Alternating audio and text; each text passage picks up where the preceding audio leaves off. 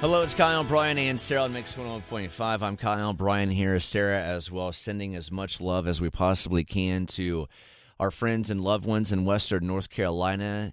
As the days pass and the water starts receding, you see even more devastation that our state is experiencing. If you are listening right now and are somebody that is in the Triangle and you have family and loved ones that are still in Western North Carolina trying to figure this out, our strain, just know we're thinking about you so much right now as we move forward in this.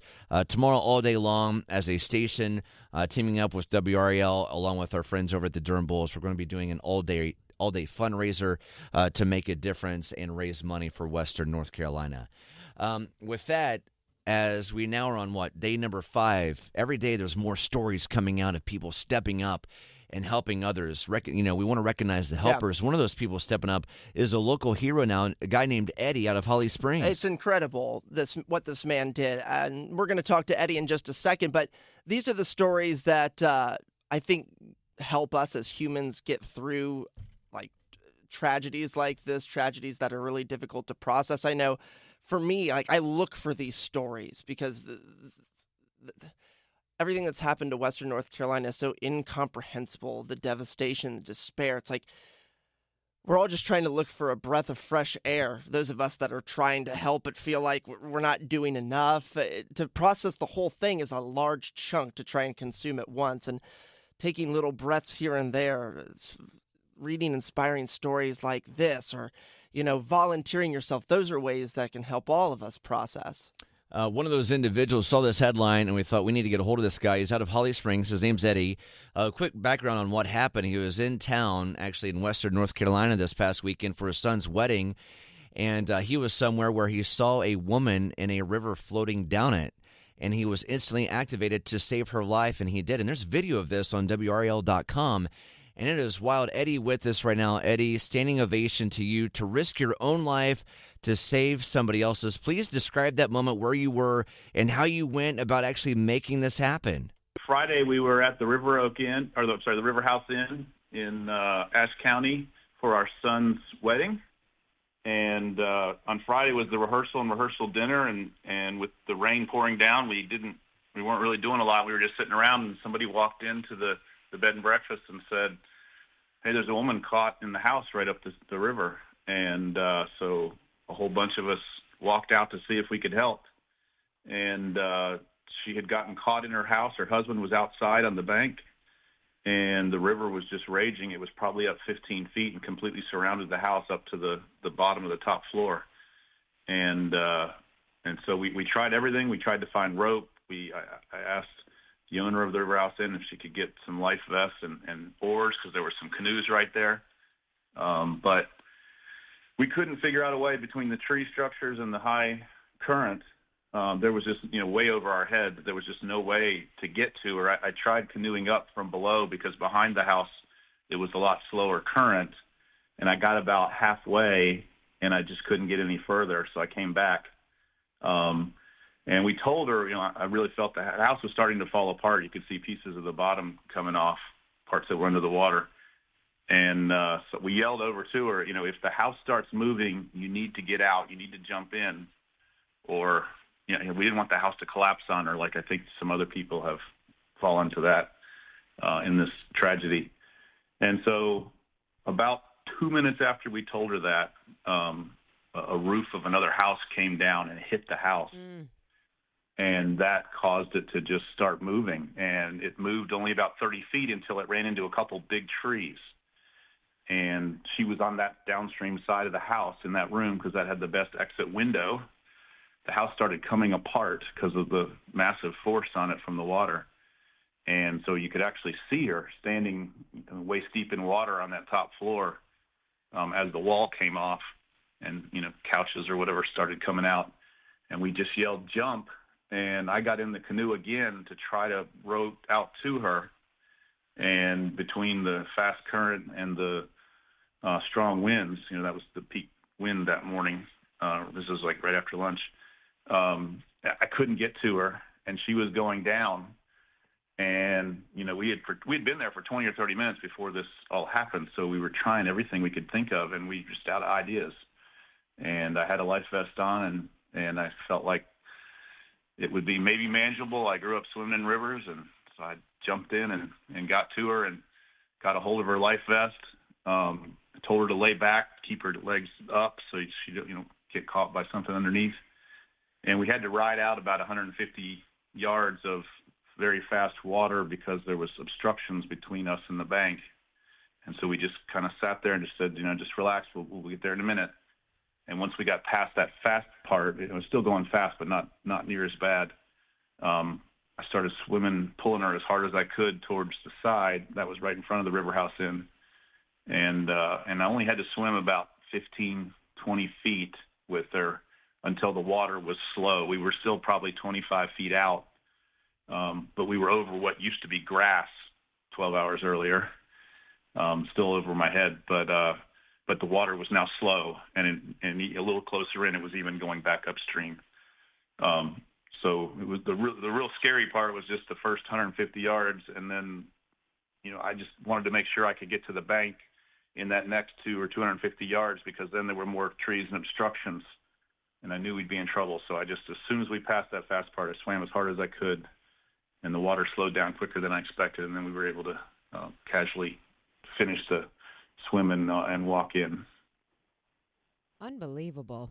Did it even cross your mind what could happen to you in that moment, or were you in full, I need to save her life mode? A little bit. I guess for a split second as I jumped out of the canoe, I thought my wife's going to kill me. In that moment, you still had that thought. Oh, my wife's going to get me if I survive this. God, Eddie. She was arguing a little bit before when I had the life vest on. You can't jump in there. And I said, well, we're going to try not to. But like I said, we ran out of options. She was 67 years old. Her husband had already waded in up to his top of his chest, and he's 70. And he would have dove after her if I hadn't, and he didn't have a life vest on. And so I kind of felt like I told her to jump out, and he was going towards her, and that wasn't going to end well. So I jumped in.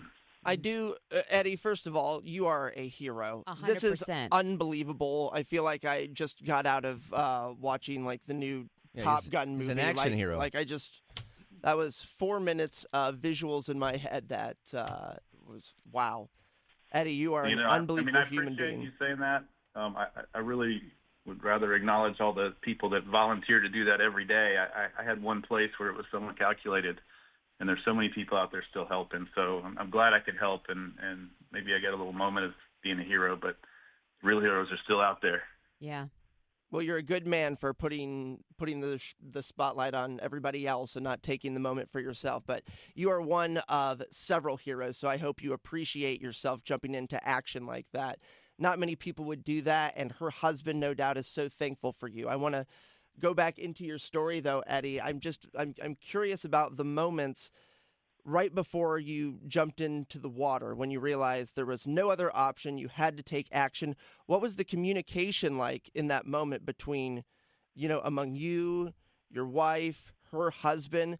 I'm just trying to put together sort of that chaotic moment right before, action needed to take place. I can't imagine how complicated that was, having to decide what to do and what is the right decision with everything on the line. Yeah, it was kind of chaos.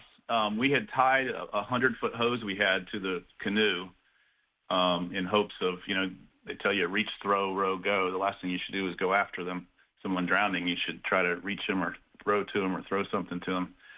And so we had tied that there, but that was making it harder to control the canoe. It was tied to the front, not the back. And so there really wasn't a lot of communication. I was getting in the canoe and trying to get out there, and some people on shore with the wedding party were trying to help hold on to that 100 feet of hose, which I really appreciate. But there was just no way to then get to her, and the wind and the current, I just couldn't control the canoe with all three of those things pulling on it. Yeah.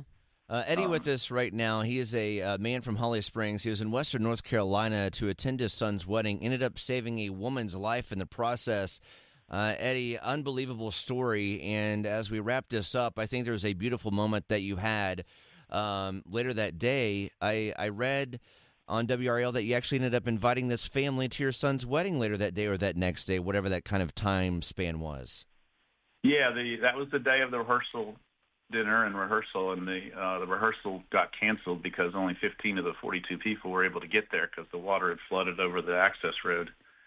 And so we kind of canceled the rehearsal, but we still needed to eat, and so we were having dinner, and we knew he had plenty of extra, and so this was only about 3 hours before the rehearsal was supposed to start.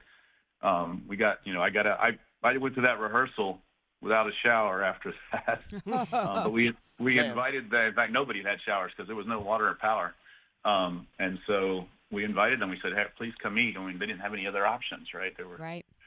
They lost everything except their 2 cars. Eddie, from Holly Springs, thank you for stepping up and being a very humble hero. You saw what needed to be done, and you did it, man. You did it. And, I mean, truly inspiring. And thank you for sharing your story today and deflecting, of course, all attention on the people who are still making it happen for our state. Eddie, thank you for the time today. I know you have a lot going on today in front of you, but thank you for showing up for our community and our state this past weekend.